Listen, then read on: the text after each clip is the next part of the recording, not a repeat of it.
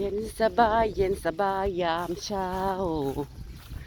เย็นสบายเย็นสบายยามเช้า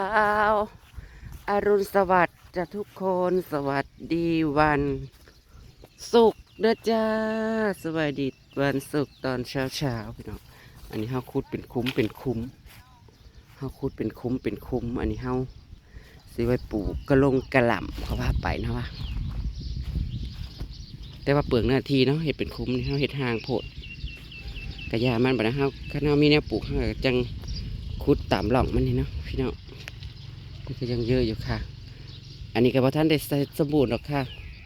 ก้อนขี้ดินคลึกคลื่นนี่เฮาก็สิเอามาอ้อมบ่องข้างเต็ง ผานที่เฮาล้อมอยู่ว่าก็ได้ยายดีลงไปเอาหัวคาหัวสิงไค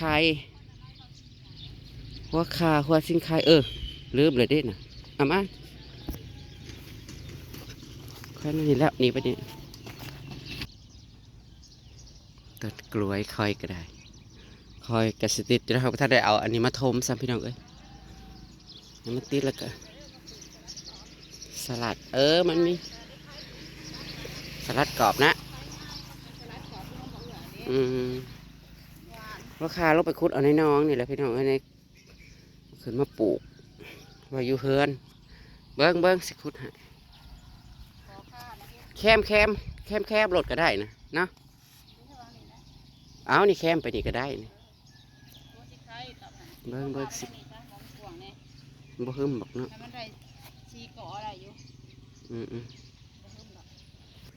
เมื่อในห้อนแต่เศร้าพี่น้องคุด3 คือคุ้มกับเฮือแตกเลยขุดดิน3 4 คุ้มเหือแตกแต่เศร้าเลยบัดบ่เพื่อกันเมื่อวานนี้ลมมาสั่นนี่ปลูกคากับปลูกเขาสิงไข่วันศุกร์ก็เลยลบไปเอามาอัน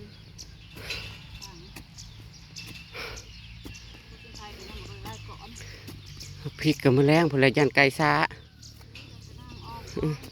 พญารัดอัตนางมาไปอ้อมโอ้ยแต่นี่ก็เด้นี่มันพี่เปียกๆมันก็คำมาซาเลย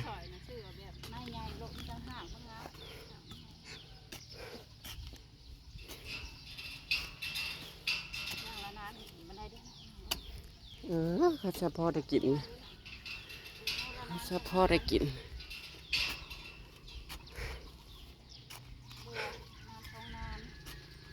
ผักบัวข้าน่าจะปลูกนั่นนี่แหละปลูกเอาหัวมันห้องตุ๋ยมันว่าครับมันเลื้อยมันจะมาหายบัวผักเทียมแต่งทั่วกระปุกย่างละข้องละแทบตะนิกระพอนปลูกผักเปียกขายแรกที่เขาปลูกใช้ตามคุ้มออกก็ได้นี่วานใช้คุ้มนะตัวกระพุ้นะเห็ดข้างฉันต้องย่องต้องย่างปลูกโอ้ยงอพญาธานะมีตะโตใหญ่ๆคลึกมีแต่งอแม่เลยแต่งอเรานะกะมีแต่งอแม่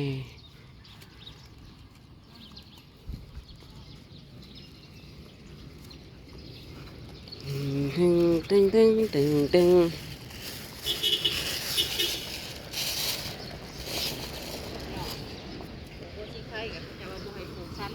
ปลูกลอย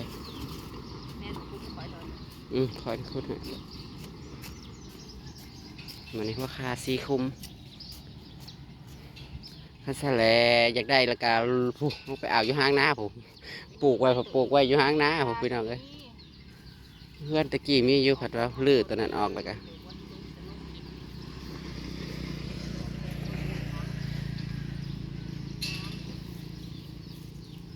น่าจะเอาขี้มูมาจวกใส่ตะละกอซ้ำสิงามนี่นะ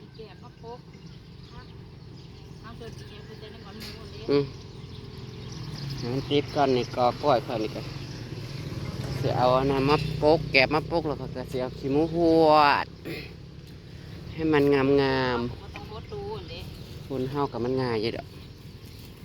เราไม่อึดฝุ่นอยู่สิบ่เรือเปล่าอย่างนี้ขึ้นโคนมาเลยตื่นโพดได้ยังไงมันทมให้มันจะแตกก่อน นี่เขาก็สิโปลูกบักพริกบักเขือ มะเขือ เขือหวานนะเขือขาวๆน่ะหวานได้แบบนั้นน่ะ พริกเอามาแล้วน้ำตุ่ยๆเติมมือ เนี่ยมันจิกเขาบุ้งก็ได้จ้ะเนาะ เบี้ยมันนะ อุ้ยเขามาขายเด้อ เออเบี้ยพักกะหล่ำคันมีเขาก็อยากได้อยู่ ก็เสียงนี่ตัวกันซื้อเอาไปกิน อืม เขาฝาก ไปซื้อเบี้ยพักกะหล่ำบ่ได้ปลูกหลายกับจักสิบ ผ พุ่ม มร้ายบ่บักอันนั้นเนาะกอบแก่คนนะ โอ้ยเรากับแบกมาใหายอยู่มันทำว่าท่านได้ว่านนี่นะนายตัว กอบนั่น FC อันฝากมาใหายนะ ยำดีแซ่ มีการเป็นงานโอ้ยเหลือจริงๆแบบครัวสินค้าจันมันเหลือนั่นนะ คุ้มใหม่เด้อซื้อโลดเป็นอะไรเห็นแล้วก็ให้สิกินเด้เฮาปลูกไปโอ้หวาน เอ ตัว อเนาะกระซำใส่ต้มใส่แกงใส่หย่างเท่านี้แหละ ซื้อตู้แล้วซื้อน้ำมัน5 บาทได้นั่นน่ะ ปลูกไว้เพราะมันมีในเฮือนยากลงไปเอาขี้ข้านแล้วคันอยู่ไก่แล้ว ไว้เนาะพี่น้องเป็นคิดซ่องก็พอได้มาทาทายเกี๊ยวตะมือเด้อ หิมส่วนมากมิตรแค่นี้แหละปลูกแต่ละปีพี่น้องปลูกแต่พอได้กิน นี่แหละก็มันอยากเมื่อแห้งเลยพี่น้องการพุด โอ้ยแหมเด้มื่อนี้แดดคือแหมแท้ว่ากันว่าสิไปหน้าไอ้แขกก็สิไปเบิ่งกบเบิ่งเขียดแท้นี่จะได้พี่น้องเอ้ยไม่ได้กินกับมะค้างก็ยังหันละมันเฮาบ่ได้หักคามันนะฝากบ้านพระท่านได้เฮ็ดเถอะเฮ็ดไว้กันยังมันเขาได้ฝากง่ายย่ามไปจักพูดย่ามใดอยู่บ่เสียก็เฮ็ดอะไรสะมันอยู่ไก่กันนี่แหละมันฝากยาก เนาะขนาดอยู่ใกล้ๆกันนี่เอาให้เป็นโตโลดทางเบิงอีหลอนมันไปเพื่อตัวสิได้เฮ็ดได้อยู่ละเธอจะได้ไปเคมราชแล้วก็ไปฝากเลยหาแล้วเอาหัวคาใช่ก่อนปูหัวคากันนี่ไว้กันก็ได้อันนี้เอาไว้ใส่ ขุมวัดมาไว้แล้วนี่นะปุกได้จะก็มาคุดลงข่อยนี่สีก็มีวะ นอนของมันเพื่อน ป่วยมันนะมันเด้อป่วยที่ง่ายเป็นได้เหรอ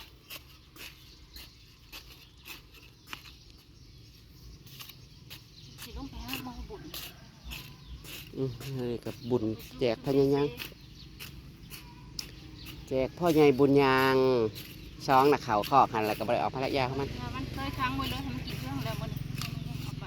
เพราะหัวก็มันก็เปลืองแล้วมันเลื่อนไปง่าย ตอนนี้สักกันปัดจังสิเฮ็ดดูสักกันพวกอะไม่ขี้ข้านแล้วก็เล่นกับขี้ข้านดูเป็นบางเวลาบางโอกาส บ่ได้ว่าขยันเลยได้พี่น้องเอ้ยขยันเป็นช่วงๆไม่เลยเด้เมื่อวานเมื่อก่อน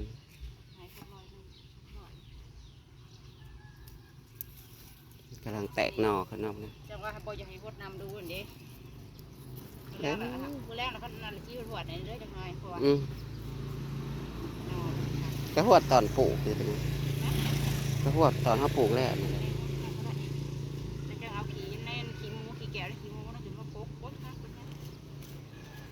ให้มันอ้อมไปแล้วสักก่อนเดี๋ยวเอามาใส่ฉันกับไก่ช้าคือเก่า ได้ว่างเย็นนี่สิหาเนี่ยมาปลูกโยมมูให้ถ้วยแล้ว ปลูกแล้ว ทั้ นะ งอยากลกขายพี่น้องไป โลดให้ปลูกก็เอาไปขายแล้วนะคะมาได้ขายเนี่ยเนาะพี่น้อง โอ้โหมันลายช่วงนี้ก็เพราะมันนั่น ท่านมีคนซื้อเขา ตะ ก็ว่า วันเนี่ยนะไม่ใช่เช่นะหลอดบ่ได้ลงเด้ อืม เราขึ้นมาลกกับช่องเสื้อพวกหอมอีกช่องกระตาบ่ได้ยัง อืม เอาละ10 บาทพวกบัวก็พากันหอมสด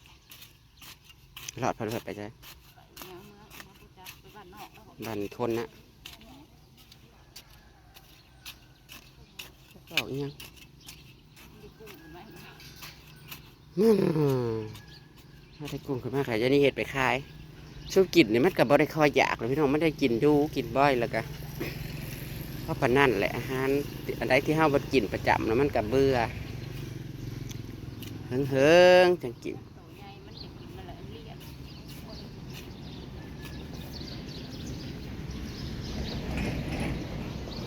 โอ้ยแหมแต่เศร้าเลยได้อพี่น้องเอ้ยมัน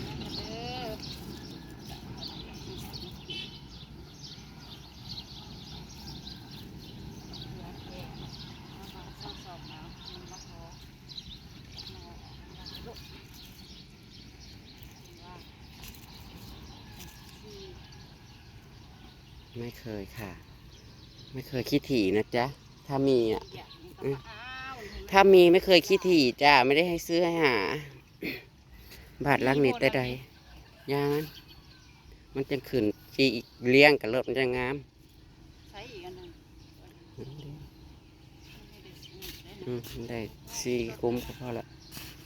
นี่มายังบ่มาบอกลงมานำแม่นะพอนี่บอกเลิกจะลงมา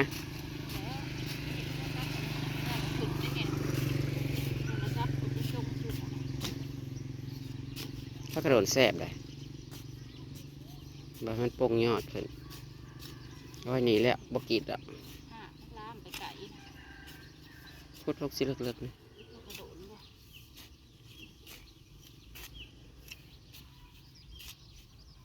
หากมีเวลามาเยี่ยมบ้านนาบ้างเด้อพี่เด้อยามันไปนั่นก็ใช่เลยหัวขา ขาใหญ่ จะได้มีกินตลอดปีดี ตาเอาไปไว้ จะมีใส่มัดคุกอันนี่แหละ ใส่คุ้มเดียวบ่เนี่ย ใช่แล้ว ที่คนแล้วบ่แล้วก็ง่ายสวย ยามันจี้ไปเองมันดอกขนาดดินแข็งๆมันยังโพนขึ้นมาอันนี้มันดินซ่าเยอะหากย่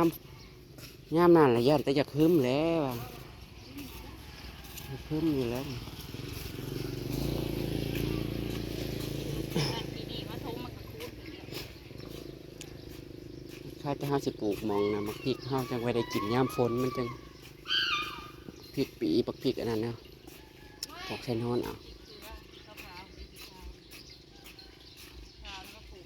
นี่กระปุกตะไคร้ปลูกข่าพี่น้องเอ้ยปลูกไปมื้อละหน่อยเอาเพราะว่าสวนเฮาน่ะก็เฮ็ดไปมื้อละหน่อยว่านี่ก็ว่าคุดคุม แต่ว่านั่นทั่วเบิ้ลแหละแต่ว่ามันห่างมันใหญ่กันเฮาจึงจะมาหาเอาตำร่องมันอีกคันเฮามีแนวปลูกตื่นนะจ๊ะเช้านี้ก็เข้าสวนเหมือนเดิมจ้าพี่น้องจ้าสวยๆเฮาก็นัดกันกับอาร์ตี้ว่าสิพากันไปหน้าไอ้แขก หาคุดกบวางหน้าไอ้แขกนะจ๊ะเดี๋ยวตามคลิปหน้ากันแล้วกันได้พี่น้องเด้อขอบคุณพี่น้องประสุขสุขคนมาเป็นกำลังใจให้จ้า